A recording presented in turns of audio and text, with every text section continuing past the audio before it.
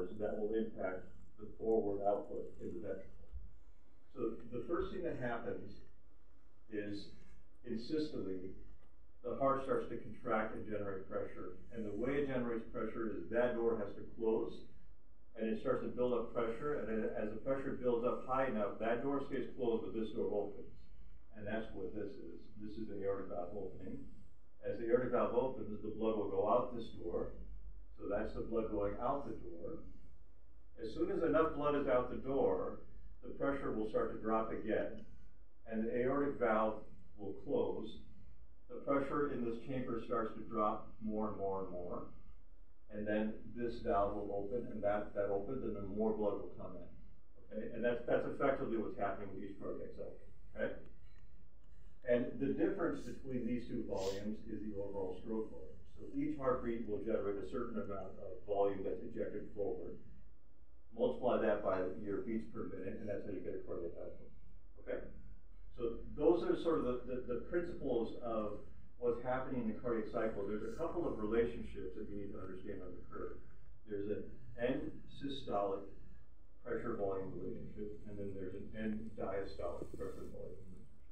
Okay, those two relationships will dictate all of the rest of the talk.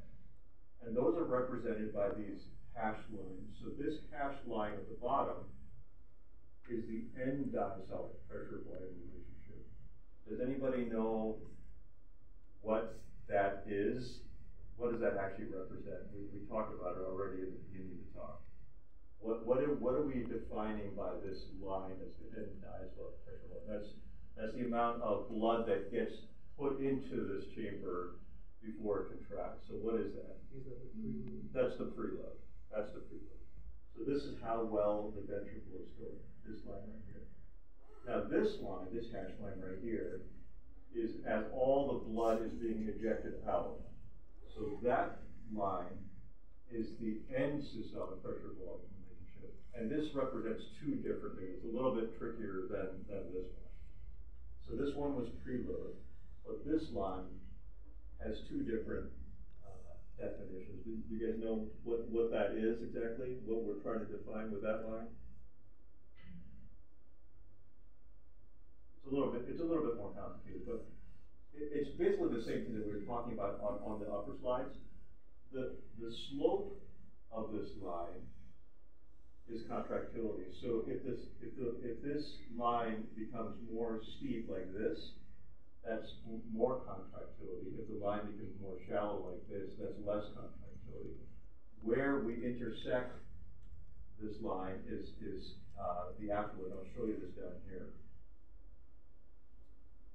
So this, we said, is preload. If you draw a line from the end diastolic pressure to this end systolic volume relationship, that intersection is the afterload. So if I increase afterload, what will happen to this point A? If I increase the afterload, where will it have to go?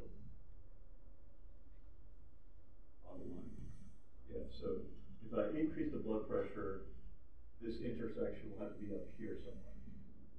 If I reduce the afterload, where the intersection is, it would be lower. So that would be down here. So if I lower the blood pressure, the afterload would be down in here. So all of these things will impact the overall stroke volume.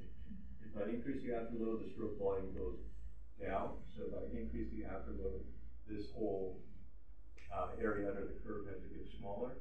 If I lower the afterload, the area under the curve gets bigger. The other thing that can change is the slope of this hash line can change. So if the slope changes, it's contractility. And I'll show you this in a little bit clearer way here. So let's talk about this in a more integrated way. So this is that same pressure volume loop that we talked about before, but in this case, we're only going to change one thing. We'll change the preload. And the preload is the end diastolic relationship. So we started out with a baseline of this right here. If I reduce the filling pressure to here, nothing else changes, but you can see that the overall stroke volume reduced by reducing the filling pressure. Hopefully that kind of makes sense what I'm saying here. Does anybody have any questions on that, or that all makes sense?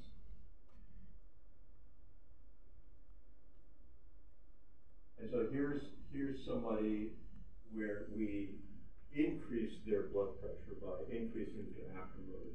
So nothing happened to their preload. So you see this intersection point is the same.